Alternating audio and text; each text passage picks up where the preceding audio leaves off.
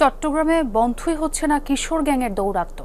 এবার ভয়ঙ্কর এ চক্রের ছুরিকাঘাতে প্রাণ গেল এক কলেজ ছাত্রের। মৃত্যুর আগে বলে গেছেন খুনিদের নাম, যার স্বপ্ন ছিল প্রকৌশলী হওয়া, কিন্তু নিমিষেই সব শেষ। দলে যোগ না দেয়ায় এ হত্যাকাণ্ড দাবি পরিবারের। মারছে কে? আতাউল।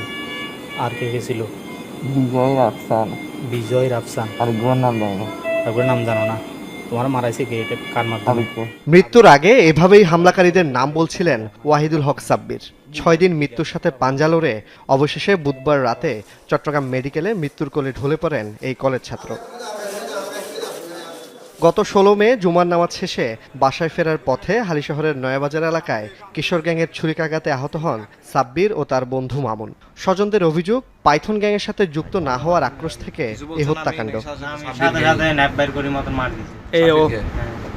এই ছেলেটা কয়জন ছিল? 40 জনের মতো না? 40 জন। সবার থেকে অস্ত্র ছিল? সাব্বিরের দূরে আসছে আমাদের কাছে, আসি বলতেছে এরকম এরকম আমাকে ছুরি মারে দিছে।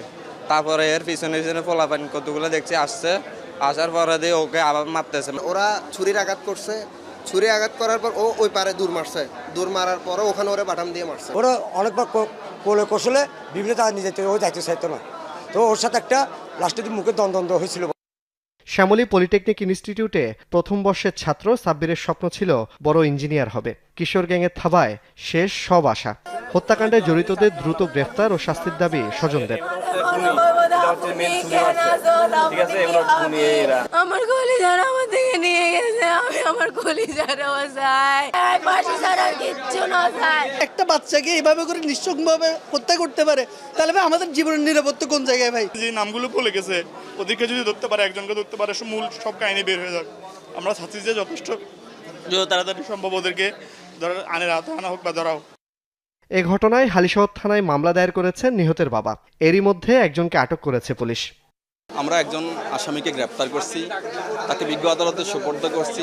শেষ 164 ধারা মোতাবেক স্বীকারোক্তিমূলক জবানবন্দি দিয়েছে ও আরও 16 জনের নাম বলছে। তাদের গ্রেপ্তারের চেষ্টায় আছি। মামলা বর্তমানে তদন্তাধীন আছে।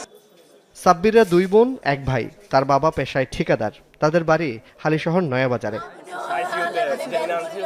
জোবায়েদ ইবনে শাহাদাত, যমুনা নিউজ, চট্টগ্রাম।